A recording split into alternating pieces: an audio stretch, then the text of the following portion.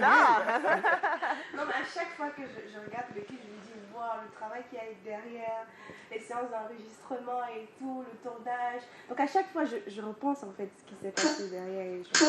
Et le travail à payer parce que le clip est exceptionnel, la rythmique, les tenues, voilà, la mise en scène, c'est magnifique. 237, Super. ce maquillage, donc tout a été parfait avec une équipe parfaite. En fait, DJ Eto ne nous laisse pas respirer parce que DJ. on a parlé avant que le code ne soit déclenché. On t'écoute. C'est l'émotion. Ah, d'accord. Bonsoir tout le monde dans la salle. C'est comment? Ok. C'est comment? C'est comment? On est là. Tout ça pour ça, DJ Eto, franchement. On est là. Non, mais excusez-moi, je suis toujours omnubilé parce que comment on fait pour réunir autant de personnes? Il y a Mitouba, il y a Valérie Dongo, bon, la combine Carole et Fidji. On fait un casting. Non, mais on a contacté beaucoup de personnes, ils n'ont pas pu venir. On ne m'a jamais appelé. Donc, Ouais. Lisa. Moi, je milite pour ma chapelle. Hein. Chacun parle sa part. Peut-être Chlorel, Tati, ça vous intéresse pas. Non, mais arrêtez de me faire genre. Mais après, on ne peut pas appeler tout le monde aussi, non? Après, on ne peut pas appeler tout le monde. Je demande ça à Mimi. Est-ce que moi, je t'ai jamais dit que je voulais dans le même truc que toi? J'aurais vraiment souhaité être la Et puis personne au moins, que tu Mimi, pousses. elle nous a pas fait croire à un faux mariage parce que c'est le nouveau truc des artistes. Je me marie, tout le monde débarque et puis après, c'est un Mais clip. par contre, Carole a laissé croire que c'était un mariage qui se dessinait quand même. Et il y a beaucoup pour elle. J'ai vu ça sur la toile. On lui dit, mais félicitations après divorce, on verra bien. C'était en fait un clip. Ouais. Malé, le nouveau vidéogramme de Mimi, le nouveau single. Nouveau single, oui. Extrait de mon premier album qui sortira en 2021. Ah, ça, exclusif. Hein, Tati? Alors, bah oui, hein, on parle de musique, mais tu as fait tes débuts hein, avec le cinéma. Avec on le a cinéma, pu voir quelques extraits de tes premiers pas. Exceptionnelle, magnifique actrice. Comment s'est fait le passage du cinéma à la musique? Alors, j'ai commencé en tant qu'actrice. C'est vrai que en étant actrice, je chantais, mais je ne me voyais pas comme une chanteuse. Je me voyais plus comme une actrice qu'autre chose. C'est grâce à Feu Sergio Marcello, qui est décédé, qui m'a un peu tirée vers ce côté de la chanson, qui me disait à chaque fois, tu peux, écoute. Et du coup, je me suis retrouvée à faire les chansons du film, c'est-à-dire avec les Ousmane, Stéphane, Paradis et tout. Je faisais les chansons du film, de la série. Et voilà, je me suis dit, bon, ça va, je m'en sors pas mal. Est-ce que c'est plus la voix ou bien tu te dis, bon, peut-être l'écriture ou bien quelque chose? Qu'est-ce qui déclenche le côté, il faut que je fasse absolument de la musique, mais voilà, à temps plein? Bon, c'est parce qu'ils ont découvert en moi un grain particulier. Et le fait que je sache jouer avec les graves, les aigus et tout. Après beaucoup de travail, parce que j'ai travaillé ma voix avec Ouli, c'est un ami à moi, qui me donnait des cours de chant. On a essayé de développer ces grains-là et voilà, j'ai eu confiance en moi. Au début, j'avais pas confiance. Je me disais, et je chante quoi plus que les... Oh, maman. Mais après, j'ai commencé à prendre un peu confiance et voilà, c'est mal allé. Bon, là, tu ne te questionnes plus sur ta qualité vocale. Vocale et aussi l'écriture, parce que à chaque fois que je sors une nouvelle chanson, c'est moi qui donne le thème je décide, voilà, la thématique à aborder, ce que je décide, ce que je veux dans mes écritures, dans mes chansons et tout ce que j'ai eu à sortir comme singles, ça a toujours été moi qui les a écrites et j'ai aussi reçu de l'aide de pas mal de producteurs et de ghostwriters. Génial. Bah, écoute. Mais moi, j'ai envie de savoir justement, comment est-ce qu'on se perfectionne? C'est-à-dire que tu es brillante dans le cinéma, tu décides de te lancer dans la musique avec, pour moi, beaucoup de succès, beaucoup de popularité. Quand on est déjà populaire, quand on a déjà son nom, comment on fait pour continuer de se perfectionner? Moi, je me trouve déjà pas parfaite, honnêtement. Je sais que j'ai beaucoup de travail à faire. Peut-être c'est ça qui me pousse à tout le temps aller de l'avant et à travailler davantage. Et à rénover. Concrètement, quand Mimi dit qu'elle travaille, c'est quoi? Parce qu'il faut rappeler que les premières fois que le public a un contact avec toi, par exemple, c'est sur les plateformes. YouTube avec les covers et le reste. C'est-à-dire que comment on part de là pour vraiment se dire que je trouve mon chemin, mais je dois toujours me perfectionner? C'est quand j'ai commencé la scène avec Stan Leno. Quand il a sorti Impair. Donc j'avais fait une reprise de Impair. Je ne sais pas si tu te rappelles. Oui, la scène, oui. J'avais fait une version acoustique de Impair. Donc je l'accompagnais sur ces plateaux et la réaction que le public avait vis-à-vis de moi, du travail que j'abattais, m'a encouragée à me lancer véritablement dans cette lancée-là. Les scènes. C'est la scène. En fait, je prenais plaisir à être sur scène, je ne sais pas pourquoi. Je réussissais à me transcender parce que je suis quelqu'un de réservé et de très timide. Mais dès lors que je monte sur scène, je ne suis plus la même personne. Peut-être comme dans un film finalement. Oui, dans la peau du monde. Et on parle de film, mais tu n'as pas complètement laissé abandonner le cinéma parce qu'on t'a vu dans des rôles, dans des films avec des sorties exceptionnelles. Shenanigans, par exemple, où tu as joué un rôle exceptionnel avec une prestation parfaite. Comment s'est passé en fait le casting déjà pour Shenanigans et est-ce que tu vas continuer dans cette lancée-là, continuer de tourner des films, des rôles au cinéma? Peut-être déjà tu es dans un projet, il faut nous dire. Un bon projet de Madame Monsieur, saison 2. Ah, super! Écoute, donc j'ai pas laissé le cinéma. Et Shenanigans, je pense que ça s'est passé naturellement parce que je pense que Noël Kemweki qui a écrit le scénario avec une autre jeune demoiselle, pendant qu'elle faisait qu'elle établissait les rôles et tout, voilà. Elle a dit ok, moi je pense que Mimi peut bien rentrer dans ce personnage-ci. Donc ça a été tellement facile de rentrer dans elle a eu l'œil, hein. Ouais. Bon, on va déclarer. Tout ça va facile. Je faisais le cinéma, on m'a dit que la musique je peux, donc je fais. Stanley Eno, on m'a dit que je peux, donc j'ai fait. Mais oui, non, mais c'est bien, ça fait 2 fois depuis hier qu'on reçoit des personnes comme ça, qui sont tranquilles, et puis finalement tout se déroule devant elles. Alors concernant ta musique, on a pu voir en fait que tu as une sorte de mélange entre le benskin et d'autres rythmes afro. Est-ce que c'est sur cette voie-là que tu vas poursuivre ou c'était juste pour ce titre? Alors non, pas pour ce titre parce que on a sorti la Power, qui était un peu afro-bensikin. Ensuite Tenten, c'était aussi afro-bensikin. Et je décide de revenir avec ça pour présenter, pour mettre mon public en haleine pour ce qui les attend en ce qui concerne mon album qui va sortir l'année prochaine. Parce que j'ai remarqué que dans ma fanbase, il y a beaucoup qui aiment bien ce rythme-ci en fait. Donc ils me reconnaissent, ils reconnaissent la Mimi qui valorise sa culture, Bamileke est même camerounaise. Donc du coup, j'ai voulu mettre ça en avant déjà pour cette sortie-là. Mais le prochain n'aura peut-être pas cette sonorité, un Bamileke, mais je vais chanter en langue.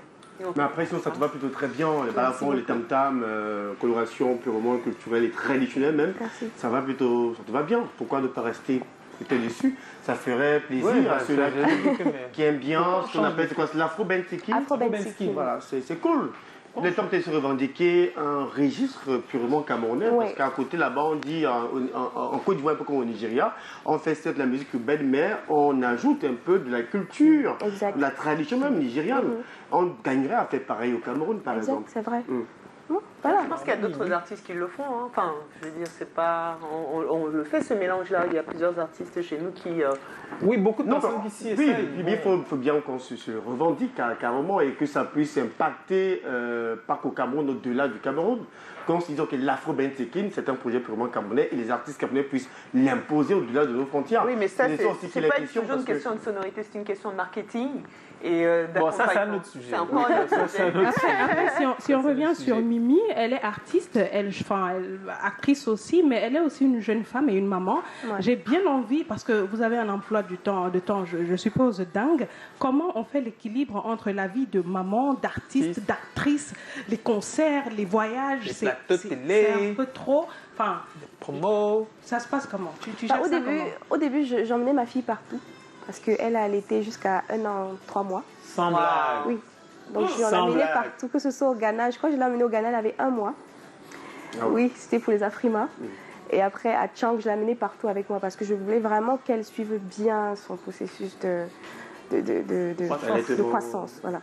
Donc maintenant, avec le temps, j'essaye un peu Je veux qu'elle s'adapte du fait que maman ne sera pas là, maman travaille. Mais quand je suis là, je suis à fond avec elle. C'est-à-dire là, pendant le confinement, j'étais vraiment à fond. C'est-à-dire, je m'occupe d'elle. Là, maintenant, c'est pareil. Je sais que même si je dois arriver là le matin, elle doit se laver, je l'accompagne à l'école, je viens ici. Si j'ai du temps, je cours, je vais la chercher à l'école, je la laisse peut-être chez papa, parce qu'on ne vit que 2, ma fille et moi. Et quand je finis, je la récupère chez papa, je reste à la maison. Ouais, c'est quand tu dis papa que je rigole. Hein. Je me rappelle qu'on avait fait tout un débat, Chloé. C'est qui est papa de bébé de Mimi, justement. Oh là là. Est-ce qu'on serait... D'accord. Mais plus le temps passe vite, hein. Déjà à l'école, la petite... Oui, elle est à l'école déjà. Peut-être on ne va pas aller sur qui est le papa, mais... Non, c'est pas ça le plus important. Non, mais c'est facile. C'est-à-dire que maintenant, tu la suis. Je sais pas, 2-3 locations là où tu vas déposer bébé, on est sûr que, je sais pas, 2 chances sur 10, c'est chez papa. Mais est-ce que papa soutient quand même la carrière? Papa, mon père, pas je suis papa de ma fille. Ah, non, mais c'est nul. Mais c'est pas grand-père. On ne peut pas y arriver. Mais c'est mon papa, ouais. Et grand-père de la fille. De la fille. Oui, la fille. Grand-père de... Mais est-ce que le papa soutient la carrière? Pense la question de...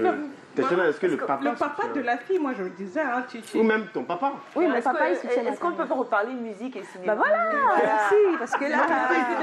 C'est tout dans Comme la vous voyez musique. qu'une réponse est longue à venir, pourquoi est-ce qu'on creuse, on insiste? C'est ça aussi le rôle du journaliste ou d'animateur télé, il doit une interview, pouvoir creuser pour avoir l'information. C'est ça une interview, sinon une interview perdrait tout son sens, tu n'arrives pas à essayer de rechercher l'info qu'on recherche. Mais il y a des informations qui ne sont pas très importantes. Et qu'on n'a pas forcément envie de parler, voilà. c'est pas le but de cette émission. Ah ben non, le public en a besoin évidemment. On n'est pas dans une émission journalistique d'investigation. On doit trouver la réponse de la vie privée de Mimi. Nous, on n'est pas, on veut tout savoir. Autour de Mimi, c'est qu'elle fait, c'est qu'elle mange, où elle va. Au moins, on veut se rassurer qu'elle va bien, qu'elle a la protection de tout le monde et tout. Tout savoir. Bon, moi, je voulais peut-être savoir un peu plus autour de ta relation avec Ampi Company. D'accord. Ok. Comment s'est fait la rencontre et comment est-ce que l'affaire a été scellée, comment est-ce que le deal a été bouclé? Alors, la rencontre avec Ampi, c'était en 2016, quand je sors la cover de Dance for You. Et là, Pete Bacardi, il est scotché direct. Il dit que ça, c'est du jamais vu au Cameroun parce que j'ai osé et il sent que j'ai du cran. Donc, il aimerait bien travailler avec moi. Mais cette période-là, je lui ai dit non. Je vais travailler seule. Je préfère aller jusqu'au bout du mur. Là, quand je sentirai que je suis butée. Ok. Voilà, je me dis, ok, maintenant qui a besoin de moi? Voilà, donc c'est ce qui s'est passé. Et je pense que quand j'ai sorti Donna, j'avais vraiment besoin de soutien. Et je pense qu'il est revenu vers moi. Et on a signé le deal. Et alors, on y est jusqu'à aujourd'hui. Et est-ce que tu sembles satisfait de ce qui est fait, du travail qui est abattu par le label? Oui. Honnêtement, oui, il y a beaucoup de maturité. Moi, ça se ressent même dans mes chansons. Il y a beaucoup de maturité de 2017 à 2020. Moi, je suis satisfaite. Et puis maintenant, sur ta carrière, il y a quand même Yuma qui s'ajoute. Qu'est-ce que ça apporte de travailler avec un label comme celui-là? Alors, eux, c'est beaucoup plus à l'extérieur. C'est-à-dire vendre les artistes, les œuvres des artistes à l'extérieur du pays. Et c'est beaucoup bénéfique pour nous. Voilà. C'est ça qu'on parlait tout à l'heure. Ah oui, absolument. Mais c'est quand même un privilège, non? Ça dit, tu as l'impression d'être privilégié de travailler avec... Privilégié. Oui, je sais pas. Peut-être c'est non, puisqu'on ne signe pas tout le monde. Oh, j'adore. Elle, c'est Yuma qui est privilégiée. C'est tellement beau ce qu'elle vient de dire. C'est tellement beau. Bravo.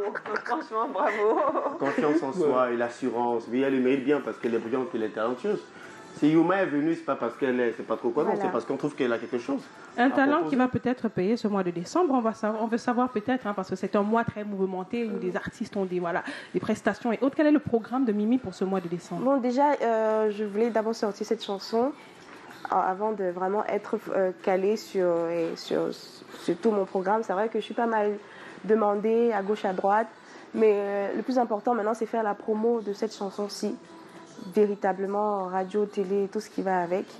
Et voilà, le reste suivra. Sur mes réseaux, je pense que je vais détailler les bookings ouverts, everywhere, et where I'm booked. C'est accessible quand même le booking avec Mimi, c'est ça? Voilà. Et parfois, il y a quand même une sorte de polémique qui est née sur la toile. Je vais revenir dessus avec Yuma. Beaucoup estiment que booker un artiste de ce label, ce n'est pas chose facile. C'est hyper compliqué sur le thème du cachet, tout ce qui va avec. C'est pourquoi j'insiste quand même sur la question, est-ce que tu es accessible au niveau du booking à l'échelle nationale? Après, je suis toujours avec Ampi Company. Oui. Yuma, ils sont en licence avec Ampi Company. Donc, en ce qui concerne le booking ici au pays, je pense que c'est beaucoup plus c'est Ampi qu'on approche et non Yuma. Maintenant, eux, c'est à eux de nous trouver des shows. C'est Yuma qui trouve des shows à l'extérieur du pays, même peut-être au pays. Mais le reste, c'est facile. Je veux dire, je suis accessible. Ok, merci bien. Alors, ce que j'essaie de faire là, c'est de récupérer les questions pour Mimi sur la page officielle de Canal 2. Ok. Alors, bon, il y a des gens qui écrivent pour moi n'importe quoi. Hein. Je sais pas pourquoi. Alors, Je vais prendre bonsoir à vous sur le plateau. Là, Bonsoir. c'est David Menjo. Donc, juste le bonsoir. Qu'est-ce qu'il y a Essayez de d'autre? faire une question pertinente. Hein, Ok, Mimi. Voilà. d'accord. Oui, Il faut bon, une parce question que... pertinente parce que imagine Bon. le type de questions qui sont posées à Mimi. À ton autour de est-ce que tu es marié? Mimi, est-ce que. Bon, Est-ce qu'elle est impertinente cette question, savoir si tu es marié? non. C'est plutôt clair. Alors, bon, ce que je vais faire, c'est que je vais y revenir. Hein. Bon, je ne suis pas sûr de me retrouver correctement. Il y a beaucoup de questions et je trouve qu'il y en a deux ou trois qui ne sont pas appropriées. 7 heures de grande écoute. Je vais plutôt me rabattre sur la page de Canal 2, de C'est comment, parce que là, je suis sur la page de Canal 2, pour avoir 2-3 questions. Mais en attendant, on peut poursuivre le programme. Hein. Donc, prendre... donc, oui, le top TikTok. On peut y aller? Ouais, pourquoi pas. Le top TikTok. Ok. Mais bon, déjà, on peut quand même faire un peu de bruit. On est avec Mimi. Mimi.